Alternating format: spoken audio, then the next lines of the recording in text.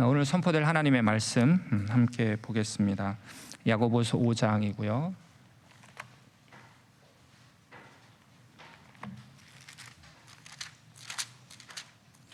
야고보서 5장 13절에서 18절까지 말씀입니다. 네, 교독하겠습니다. 너희 중에 고난 당하는 자가 있느냐 그는 기도할 것이요 즐거워하는 자가 있느냐 그는 찬송할지니라.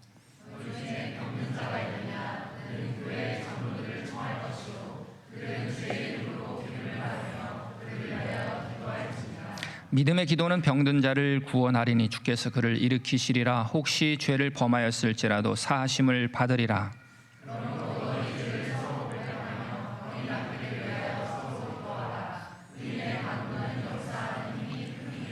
엘리야는 우리와 성정이 같은 사람이로되 그가 비가 오지 않기를 간절히 기도한즉 3년 6개월 동안 땅에 비가 오지 아니하고 다시 기도하니 하늘이 비를 주고 땅이 열매를 맺었느니라.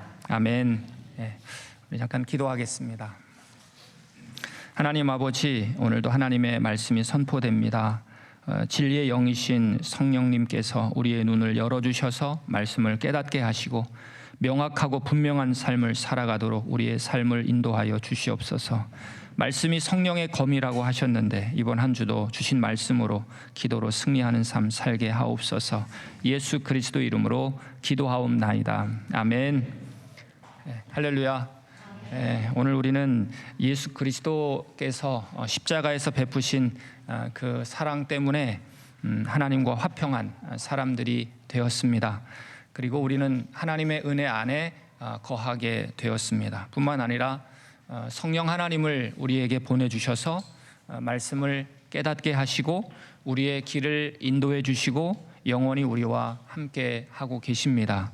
그러므로 우리가 성령 충만한 삶을 살 수 있다면 하나님이 주신 모든 것을 우리가 누리고 하나님의 그 수많은 약속의 말씀을 내 것으로 받고 우리는 기쁨으로 살아가게 될 것입니다.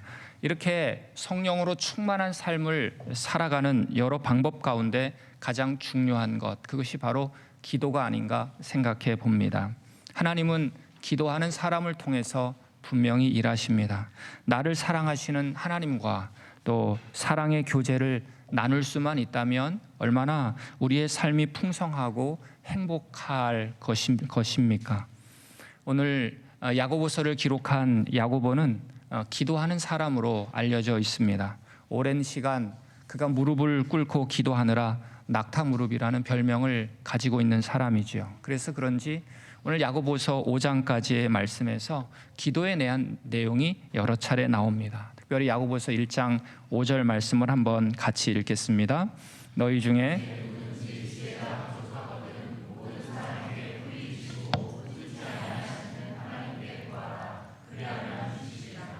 야고보서 4장 2절 끝에 보니까요. 너희가 얻지 못하면 구하지 않기 때문이다 이렇게 말하면서 또 4장 3절 같이 읽습니다.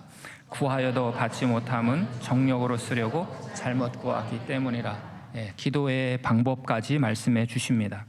이제 야고보는 그의 편지를 마무리하면서 기도에 관한 주제를 더 상세하게 전개시켜 나가고 있는 거죠. 13절 말씀을 보니까 너희 중에 고난 당하는 자가 있느냐 그는 기도할 것이요 즐거워하는 자가 있느냐 그는 찬송할지니라.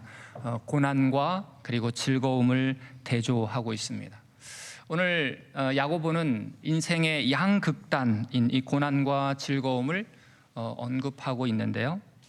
이 양극단을 이야기하는 이유는 삶의 모든 상황이 그 안에 다 포괄하고 있기 때문에 그런 것 같습니다. 고난이 오면 당연히 기도해야 되는데 또 이렇게 보면 그렇지 않은 것 같아요. 오히려 고난의 시절에 하나님을 더 반항하기 쉽습니다. 또 분노하기도 하죠. 왜 하필 나에게 이런 고난이 찾아오는가? 또 불평하기도 합니다. 또 고난이 주는 스트레스 때문에 또 병에 걸리기도 하죠. 참 고난은 이렇게 우리를 절망하게 만들 만한 충분한 힘을 가지고 있는 거죠. 그래서 고난 가운데 있을 때 기도하라고 말씀하는 것입니다. 왜냐하면 기도는 고난과 절망을 극복하게 하고 인내하게 하기 때문에 그렇습니다. 지금 내가 어려움 중에 있음에도 불구하고 기도하지 않는다라고 하는 것은 어쩌면 내가 믿고 있는 뭐가 있기 때문에 기도하지 않는 것은 아닌가. 주님은 분명히 우리에게 기도하라고 했습니다. 그 기도를 들으신다고 말씀하셨습니다. 그럼에도 불구하고 기도하지 않는다. 이것은 참 교만한 우리의 성품이 아닌가 생각해 봅니다. 반대로 기도하는 사람은 겸손할 수 있다고 하는 거죠. 너희 염려를 다 주께 맡기라. 이는 그가 너희를 돌보심이라. 여러분, 주님의 초청에 응답하시기를 바랍니다. 여기서 너희 중에 고난 당하는 자가 있느냐, 이 고난이라고 했을 때 초대교회의 고난은 어떤 것이었을까? 그것은 예수님을 믿는다는 그 이유 때문에 당하는 그 고난이 아마 많았을 것 같습니다. 예수님 믿는 것 때문에 당하는 그 핍박과 그 환난, 당시에는 남녀노소를 가리지 않고 예수님 믿는 것 때문에 처참한 고문에 처해지게 되었고 많은 순교도 당했습니다. 그 고난 속에서 분명히 기도로 견딜 수 있는 그 힘과 하나님의 위로를 구하라고 하는 것이죠. 또 한 가지, 즐거워하는 자가 있느냐, 그는 찬송할지니라. 즐거운 시절, 어쩌면 일이 잘 풀릴 때 편안하고 풍요한 시절이 찾아오죠. 그때는 어떻습니까? 하나님을 찾기보다는 자기 만족과 또 자기 게으름으로 하나님을 잊고 나의 영광을 드러내게 되죠. 행복한 것을 당연하게 여기고 내가 노력해서 얻는 것으로 그렇게 생각을 합니다. 그러나 성경은 기쁜 날, 즐거운 날, 이 날을 당연하게 여기지 말고 그 기쁨을 허락하신 하나님을 찬양하라고 말씀하고 있는 것이죠. 기도에 5가지 요소가 있다고 하죠. 거기에 감사와 찬양이 들어 있습니다. 시편에 있는 그 찬양시가 하나님을 향한 감사요, 그리고 기도라고 하는 것입니다. 그러므로 어떠한 상황 속에서도 하나님께 대한 인간의 올바른 반응이 있다면 그것은 기도와 찬양으로 하나님을 바라보라는 것입니다. 다시 말해 어떠한 상황 속에서도 쉬지 말고 기도하라는 것입니다. 하나님은 지금 오늘 우리를 주님 존전에 초대하고 계십니다. 초대에 응답하시기를 축복하고 정말 우리 모두 예수 그리스도를 바라보는 제자들이 되시기를 바랍니다. 오늘 야고보는 여러 고난 가운데 또 질병을 예로 들고 있어요. 14절 15절 말씀을 한번 같이 읽겠습니다. 너희 중에 병든 자가 있느냐?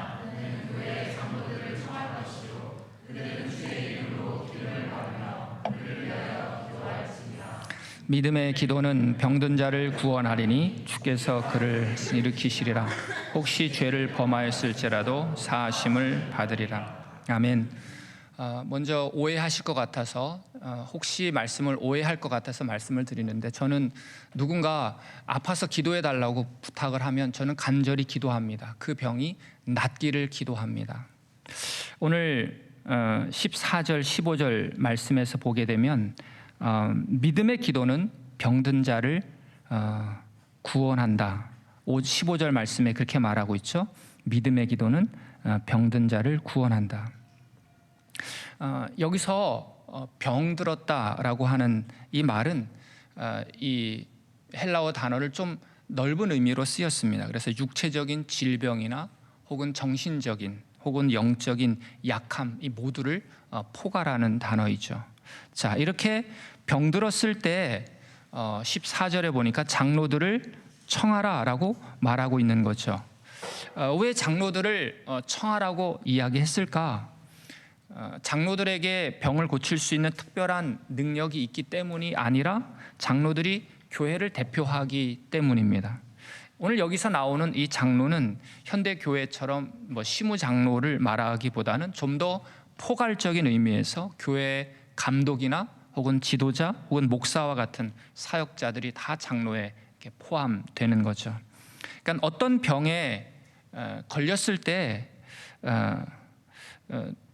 우리 성도들 중에 저에게 직접 말씀하시고 또 기도 부탁하시는 분들도 계십니다. 그런데 우리 많은 성도님들이 교회에 알리고 싶어하지 않는 것 같습니다. 왜 그럴까? 어쩌면 목회자에게 부담을 덜어주기 위해서 그런 배려심도 있을 것 같다 생각이 됩니다. 그러다 보니까 이제 성도가 병에 걸렸을 때 목사가 제일 나중에 알게 되는 그런 경우도 있습니다. 그런데 오늘 말씀을 보시게 되면 교회의 장로들을 청하라 이렇게 말씀하고 있는데 무슨 뜻일까? 교회의 장로들을 청하라. 병든 자는 교회 장로들을 청하라. 그러니까 성도가 어떤 질병에 걸렸을 때 그것을 개인적인 문제로 여기지 말라는 것입니다. 그리스도의 몸인 교회에 알리고 그리스도의 몸인 교회가 아픈 성도를 위해서 기도와 사랑과 희생으로 섬길 수 있는 그러한 기회를 제공하라라는 거죠. 저는 저희 교회 지도자들이 정말 성도들을 위해서 기도하고 성도들은 또 그 기도를 통해서 치유의 은혜와 또 하나님의 능력을 덧입는 이러한 목양이 이루어지기를 축복합니다. 오늘 그럼 청함받은 장로들은 어떻게 해야 할까요? 오늘 말씀을 보니까 14절에 그들은 주의 이름으로 기름을 바르며 그를 위하여 기도할지니라. 주의 이름으로 기름을 바르라라고 말씀하고 있어요. 오늘날 상처가 나면 연고를 바르죠. 당시에는 기름을 발라서 상처를 치유하고 또 때로는 포도주로 이렇게 소독하기도 했습니다. 당시에는 다른 의약품이 없기 때문에 기름을 바르는 것이 또 성도들에게는 안정감을 주었을 것이고 또 격려가 되었을 것이고 그리고 또한 치유가 또한 이루어졌을 것입니다. 또한 기름을 바르며 주의 이름으로 기도할 때 그 기도는 그들을 영적으로 또 세워주는 그런 행동이라고 말할 수 있을 것입니다. 그렇다면 지금도 마찬가지죠. 병든 자를 위해서 약도 쓰고 의사의 치료도 받으면서 그리고 병든 자를 위해서 중보 기도하라는 말씀이죠. 성도 여러분, 장로가 치유하는 것이 아닙니다. 기름이 치유하는 것도 아니고요. 기도가 치유하는 것도 아닙니다. 하나님이 치유하시는 것입니다. 병에 걸리면 병원에 가고 약도 먹어야 되는 거죠. 그것이 상식이고 하나님이 주신 일반 은총 가운데 하나입니다. 그런데 약을 먹어도 그 약이 몸에 듣게 하시는 분은 하나님이시라는 거죠. 뼈가 부러지면 깁스를 해야 됩니다. 그러나 뼈가 서로 접합하도록 하시는 분은 하나님이시라는 것입니다. 그러므로 병고침에는 항상 영적인 차원이 있다는 것이고 병고침의 이 영적인 차원이 사실은 병고침의 절정인 것입니다. 그러므로 병이 생겼을 때 당연히 의사에게 가십시오. 그렇지만 진정한 의사이신 하나님께도 가야 하는 것입니다. 저는 우리 모든 프랑크푸르트 사랑의 교회 아픈 성도님들이 정말 주의 이름으로 병에서 일어나게 되시기를 축복합니다. 오늘 15절 말씀을 보십시오. 믿음의 기도는 병든 자를 구원한다. 믿음의 기도는 병든 자를 낫게 한다. 이렇게 말하지 않았습니다. 믿음의 기도는 병든 자를 구원한다. 무슨 뜻일까? 여기서의 이 구원은 육체적인 치유를 포함한 영적인 구원, 넓은 의미로 오늘 이 말씀을 사용하고 있는 거죠. 이렇게 좀 더 포괄적인 의미로 썼다면 이유가 있는 거죠. 그러니까 오늘 믿음의 기도는 육체적인 질병에서 치유가 되기도 하지만 믿음의 기도는 그 병자의 믿음을 회복시키고 하나님을 바라보게 하고 그리고 하나님을 붙들게 하는 그 힘이 바로 기도에 있다고 하는 것입니다. 조금만 더 들어가 볼까요? 자, 믿음의 기도를 드린다는 것은 그러면 어떤 의미일까요? 믿음의 기도. 믿고 기도만 하면 병이 다 낫는다는 뜻일까요? 믿음의 기도는 무엇일까? 그렇다면 병이 낫지 않는다면 믿음이 부족하기 때문일까요? 그럼 도대체 믿음의 기도라고 할 때 가져야 하는 그 믿음은 어떤 믿음일까? 여러분 야고보서 1장 6절 7절 말씀을 한번 같이 읽겠습니다. 오직 믿음으로 구하고 의심하지 말라. 의심하는 자는 마치 바람에 밀려 요동하는 바다 물결 같으니 이런 사람은 무엇이든지 죽게 얻기를 생각하지 말라. 아멘. 조금도 의심하지 말라. 도대체 무슨 뜻일까요? 또 오직 믿음으로 구하라. 이 믿음은 어떤 믿음일까? 여러분 이 믿음은 내가 병에서 낫는다는 그런 믿음일까?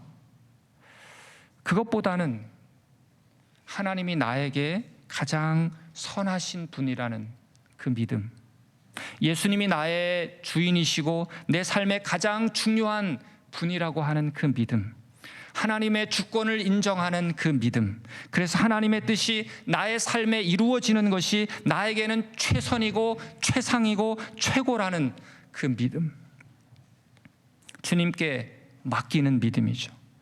이는 그가 저희를 돌보심이라. 그러므로 믿음의 기도는 하나님을 기쁘시게 하는 것입니다. 그러므로 믿음이 없이는 하나님을 기쁘시게 할 수 없다고 히브리서 기자는 말씀하고 있는 것이죠. 하나님이 내 삶에 가장 선하신 분이라는 그 믿음이 저와 여러분들에게 있기를 축복합니다. 그래야 하나님은 자유롭게 일하신다고 하는 거죠. 오늘 사도 바울이 고린도전서 12장에서 자기가 병 낫기를 간절히 그렇게 간구했던 사람입니다. 그렇지만 하나님은 사도 바울을 치유하지 않으셨어요. 오히려 내 은혜가 내게 족하다 그렇게 말씀하셨습니다.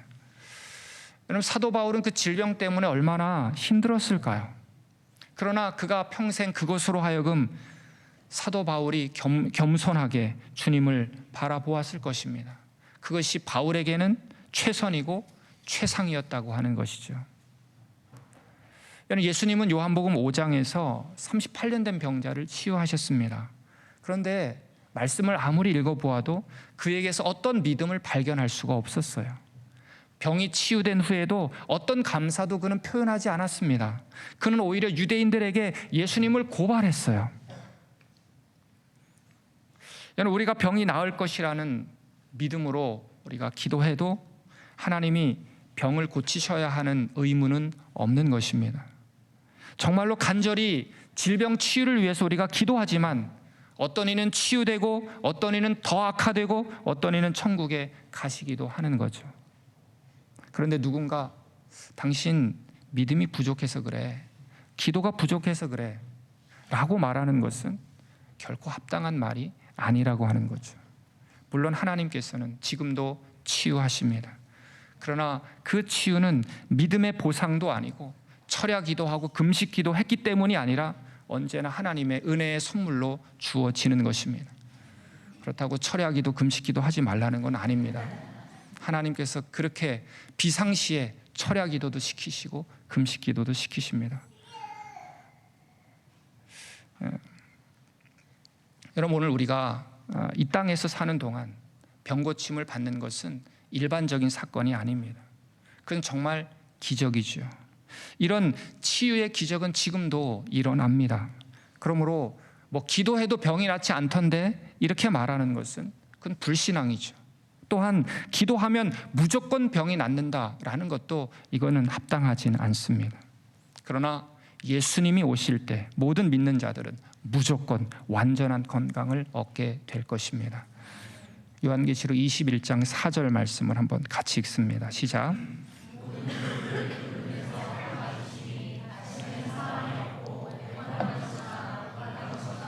아픈 것이 다시 있지 아니하리니 처음 것들이 다 지나갔습니다. 아멘. 아픈 것이 다시 있지 않는 그 날이 우리에게 찾아옵니다. 완전한 치유는 오는 세대에 경험하게 됩니다. 그러므로 하나님의 그 응답을 이 세상에서만 제한하는 것, 그것은 온전한 믿음이라고는 할 수 없을 것입니다. 그래서 야고보도 그것을 알기 때문에 포괄적인 단어를 구원이라는 단어를 사용한 건 아닌가? 믿음의 기도는 병든 자를 구원한다. 이 구원이 이 땅에서의 치유가 될 수도 있겠고, 예수님이 재림하실 때의 구원을 말할 수도 있다고 하는 거죠. 그러면서 15절에 주께서 그를 일으키시리라. 주께서 그를 일으키신다. 이것도 이 땅에서의 치유를 의미하기도 하지만, 일으킨다는 것은 바로 죽은 몸이 부활할 때 쓰는 단어라는 것을 우리는 기억할 수 있습니다. 재림하실 때 하나님께서 그를 일으켜 세우신다라는 것도 우리는 생각할 수 있다고 하는 거죠. 또 한 가지 무엇입니까? 병든 자를 위해서 믿음의 기도를 했는데 사하심을 받으리라. 죄 사함을 받는다고 말씀하는 것도 치유를 말할 수도 있고, 종말의 임할 이 죄 사함을 통한 구원일 수 있다고 하는 것입니다. 자, 이러한 의미로 우리가 생각해 봤을 때 성도들의 진정한 관심이 그냥 이 세상 사람들이 원하는 것처럼 이 세상에서 건강하게 오래 사는 것이 아니라 영원한 영적인 치유가 진정한 관심이기를 바랍니다. 그러므로 믿음의 기도는 병든 자를 구원할 것이며 주께서 그를 일으키실 것이며, 혹시 죄를 범하였을지라도 사하심을 받는 은혜가 있게 될 것입니다. 오늘 15절 말씀에서 혹시 죄를 범하였을지라도 사하심을 받으리다. 이 혹시라는 말씀을 통해서 이 죄의 원인이, 질병의 원인이 죄일 수 있다는 것을 말씀하고 있는 거죠. 물론 모든 질병이 죄의 결과는 아닙니다. 저도 젊은 사역자 시절에 질병으로 병상에 누운 적이 있었습니다. 병상에 누울 때 병상이 주는 유익이 있었습니다. 주님을 더 생각하게 됐고요, 나를 돌아보게 됩니다. 병을 일으킬 만한 특별한 죄가 없음에도 불구하고 나를 돌아본다고 하는 것, 그것은 매우 가치 있고 참 의미 있는 시간이었던 것 같습니다. 여러분, 인간의 근본적인 문제가 무엇입니까? 그것은 질병이 문제가 아니라 바로 죄의 문제죠. 여러분, 아담과 하와의 이 죄로부터 인간의 모든 불행이 찾아온 겁니다. 그렇기 때문에 이 질병의 치유보다 더 중요한 것은 죄로부터의 치유인 것이죠. 영적인 건강이 더 우선되어야 한다고 하는 것입니다. 내 영혼이 잘됨 같이 범사에 잘되고 강건하게 되기를 내가 원한다.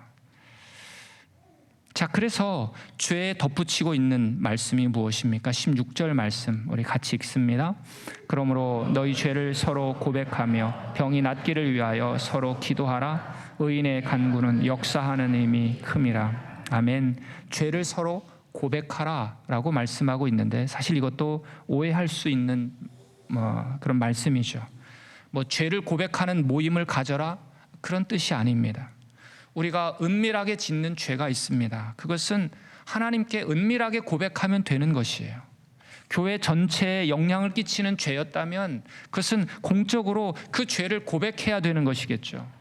또 개인에게 죄를 지었다면 그 사람을 찾아가서 고백하면 되지, 그걸 많은 사람에게 알릴 필요가 있겠습니까? 그런데 이 죄를 짓는 것이 사실은 사람에게 범하기 이전에 먼저 하나님께 죄를 짓는 것이죠. 그렇기 때문에 우리는 하나님께 항상 죄를 고백하는 것입니다. 저는 정말 서로 자존심을 내려놓고 서로 죄를 고백하고 용서하고 서로 기도하는 아름다운 공동체가 되기를 축복합니다. 그래서 주님께서 주시는 이 죄 사함의 이 기쁨으로 어떤 질병도 이길 수 있기를 바랍니다. 주께서 병든 자를 일으키실 줄로 믿습니다. 오늘 16절 끝에 보십시오. 의인의 간구는 역사하는 힘이 큼이니라. 17절 18절 같이 읽습니다. 엘리야는 우리와 성정이 같은 사람이로되 그가 비가 오지 않기를 간절히 기도한즉 3년 6개월 동안 땅에 비가 오지 아니하고 다시 기도하니 하늘이 비를 주고 땅이 열매를 맺었느니라. 아멘. 엘리야의 기도를 언급하고 있습니다. 여기서 의인의 간구는 역사하는 힘이 크다. 의인은 누구인가요? 바로 예수 믿고 구원 얻은 저와 여러분들이 바로 의인입니다. 의인의 간구는 역사하는 힘이 크다라고 말씀하고 있는데, 오늘 엘리야와 같은 선지자도 오늘 말씀을 보니까 우리와 성정이 같은 사람이었다. 보통 사람이라는 거죠. 엘리야도 낙심하기도 했고 의심하기도 했고 두려움에 빠져서 도망치기도 했습니다. 오늘 본문에서 우리와 성정이 같다라는 의미는 이것처럼 우리와 같이 고난을 경험했다라는 뜻으로도 쓰이기도 합니다. 야고보서 5장 10절 말씀을 보시면 형제들아 주의 이름으로 말한 선지자들을 고난과 오래 참음의 본을 삼으라. 선지자들을 고난과 오래 참음의 본, 주의 이름으로 고난을 당한 선지자들 중에 대표격으로 오늘 엘리야를 예로 들었다고 하는 것입니다. 그런데 그 엘리야의 기도는 어떻습니까? 3년 6개월 동안 비가 오지 않게 하고 또 다시 비가 오게 하는 그런 놀라운 역사가 있었습니다. 너희들도 지금 고난 가운데 있지만 오늘 18절 끝에 말씀을 보십시오. 하늘이 비를 주고 땅이 열매를 맺었다고 말하고 있습니다. 너희들도 고난 가운데 있지만 기도한다면 너희들도 끝내 열매를 맺게 될 것이다 라고 격려하고 있는 것이죠. 이렇게 고난 가운데서도 기도하게 될 때 원망의 자리 혹은 죄 짓는 자리에서 벗어나서 용서받고 또 치유받고 회복하는 자리로 나아가게 될 것입니다. 저는 우리 모두가 정말 기도하는 사람이 될 수 있기를 축복합니다. 저는 이번 기도학교에 많은 기대가 있습니다. 함께 배우는 그런 기도를 통해서 개인적으로도 하나님을 바라보게 될 것이고 또 하나님을 경험하게 될 것이고 고난을 인내함으로 또 승리하게 될 것입니다. 또한 기도하는 가운데 하나님이 얼마나 선한 분이신지를 확인하게 될 것이고 또 치유 기도를 통해서 병든 자를 일으키시는 그 하나님의 기적을 경험하게 되기를 바랍니다. 또한 중보 기도를 통해서 연약한 자가 또 믿음으로 세워지고 회복되고 영혼 구원의 기도를 통해서 주님을 떠난 자들이 주께 돌아오는 역사가 또 있게 되기를 바랍니다. 또 방언이 무엇이고 왜 하나님께서 방언의 은사를 우리에게 주셨는지 한번 찾아보고 왜 방언이 이렇게 뜨거운 감자요 많은 논란이 되어 있는지도 살펴보고 그러나 방언을 통해서 더 주님과 친밀한 교제도 나누게 될 것입니다. 그렇지만 이번 사기 기도학교는 이것으로 저는 마치려고 합니다. 또 다른 또 하나님의 말씀들을 함께 찾아보면서 조금 더 기도의 업그레이드가 돼야 되겠다 생각이 됩니다. 내년부터는 다른 내용으로 여러분들을 만날 것이고요. 혹시 내년에 들어야지 생각하시는 분들은 어려워도 지금 들으시기를 바랍니다. 아직 신청하지 않았어도 또 이전에 수료를 했어도 다시 배우는 마음으로 강의를 들어오시면 좋겠습니다. 다른 어떤 것보다 정말 값진 시간이 될 것입니다. 제 강의가 아주 탁월해서가 아니라 하나님과 깊이 만나는 시간이 될 것이기 때문입니다. 저는 우리 교회가 기도로 세워지기를 간절히 바랍니다. 기도하겠습니다.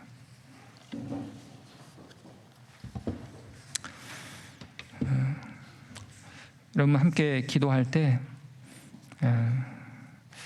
고난 가운데 있을 때나 우리가 즐거울 때나 어떤 상황에서도 하나님께 기도하고 찬양하는 것이 성도의 바른 자세입니다. 정말 이런 바른 자세로 이번 한 주를 살았는지를 돌아봅시다. 믿음의 기도로 주님께 나아갑시다. 정말로 주님이 선하신 분임을 나는 믿고 있는가? 말씀 속에서 찔림을 주셨다면 회개하고 소망을 주셨다면 감사하고 비전을 주셨다면 행할 수 있는 믿음을 달라고 우리 한 목소리로 기도하고 또 기도학교를 위해서도 기도해 주시기를 바랍니다. 기도합시다. 하나님 아버지 감사합니다. 오늘도 말씀을 통해서 하나님 아버지 믿음의 기도가 얼마나 위력 있는 기도인지를 우리가 하나님 보게 됩니다. 하나님 아버지 병든 자를 구원하는 놀라운 역사가 하나님 아버지 기도 가운데 있게 하여 주시고 하나님 죽은 영혼들이 살아나는 역사가 하나님 그 가운데 있기를 간절히 원합니다. 하나님 아버지 우리 가운데 찔림을 주셨다면 우리 주님 앞에 회개하게 하셔서 주님 앞에 나아가게 하시고 하나님의 은혜를 구하게 하시고 하나님의 풍성한 은혜와 사랑을 누리는 시간 될 수 있도록 하나님이 도와여 주시기를 간절히 원합니다. 하나님 아버지 더 주님을 바라보기를 원하고 더 하나님의 은혜 아래 나아가기를 원하고 성령의 충만한 은혜가 우리 가운데 있기를 간절히 원합니다. 하나님 아버지 정말 우리가 주님 앞에 믿음으로 기도하는 그 이유들을 알게 하여 주시옵소서. 하나님이 가장 선하신 분이시기에 하나님 내 삶에 가장 선하게 인도해 주실 줄로 믿습니다. 살아계신 하나님을 경험하고 만나는 은혜가 있기를 간절히 원합니다. 더 주님 바라보게 하여 주시옵소서. 하나님의 은혜를 소망하며 나아갈 수 있도록 하나님 인도하여 주시옵소서. 하나님의 풍성한 은혜가 우리 가운데 주어지기를 간절히 원합니다. 하나님은 선하신 분이심을 믿습니다. 더 주님 바라보게 하시고 하나님의 은혜 아래 나아갈 수 있도록 하나님 인도하여 주시고, 정말 기도학교를 통해서 하나님 아버지 기도의 지경이 우리 가운데 더 넓혀질 수 있도록 하나님 인도하여 주시기를 간절히 원합니다. 하나님 아버지 정말 영의 기도를 하기를 원합니다. 하나님 성령의 이끄심 받는 기도를 하기를 원합니다. 나의 의지가 아니라 하나님 아버지 성령의 시키심 받는 하나님 그런 기도가 나에게 있게 하여 주시옵소서. 살아계신 하나님을 바라보며 있는 살아계신 하나님의 그 풍성하신 은혜와 사랑 우리로 누릴 수 있도록 하나님 인도하여 주시기를 간절히 원합니다. 소망을 우리 가운데 허락하여 주시옵소서. 살아계신 하나님의 놀라우신 은혜가 우리 가운데 있기를 간절히 원합니다. 하나님 성령의 은혜가 우리 가운데 있게 하여 주시옵소서. 살아계신 주님 의지하며 나아갑니다. 기도로 세워지는 교회 되게 하여 주시옵소서. 기도로 세워지게 하시옵소서. 말씀으로 세워지게 하여 주시옵소서. 하나님의 풍성한 은혜로 세워질 수 있도록 주여 인도하여 주시기를 간절히 원합니다. 하나님 아버지 주님의 초청에 우리 모두가 응하기를 간절히 원합니다. 왕 되신 하나님의 초청에 우리가 기쁨으로 나아갈 수 있도록 하나님 인도하여 주시옵소서. 하나님 주님 앞에 나아가며 하나님의 은혜를 바라보게 하시고 하나님 우리 마음속에 교만된 마음 내려놓게 하시고 겸손하게 주님을 바라보기를 원하고 겸손하게 하나님의 은혜를 소망하며 나아가는 자 될 수 있도록 하나님 인도하여 주시기를 간절히 원합니다. 하나님 가장 선하신 분에게 하나님 아버지 나의 가장 선하게 인도해 주실 줄로 믿습니다. 하나님 아버지 주님을 바라보게 하여 주시옵소서. 주 예수 그리스도의 은혜 앞에 나아갈 수 있도록 하나님 인도하여 주시기를 간절히 원합니다. 하나님 주님을 바라보게 하시옵소서. 주 예수 그리스도의 은혜 앞에 나아가는 자 될 수 있도록 하나님 인도하여 주시기를 간절히 원합니다.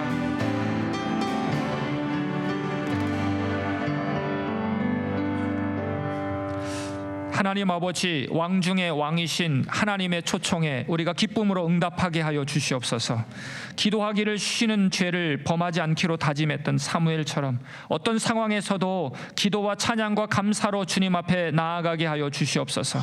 혹여나 내 뜻에 맞는 기도 응답이 아니라고 해도 하나님의 선하심을 의심하지 않고 하나님의 주권을 인정하며 살게 하여 주시옵소서. 그 믿음 주시옵소서. 지금도 여러 고난 속에 있는 성도님들을 붙들어 주시옵소서. 의인의 간구는 역사하는 힘이 크다고 하셨사오니 기도를 통해서 인내를 배우게 하시고 기도의 응답을 누리게 하시고 나를 향한 하나님의 크신 계획이 있음을 알게 하시고 주님과 동행하는 삶 살게 하여 주시옵소서. 기도학교에서 주실 은혜를 기대합니다. 주님 믿음으로 기도하여 병든 자를 구원하고 일으키시고 그 죄를 사하여 주옵소서. 예수 그리스도의 이름으로 기도하옵나이다. 아멘.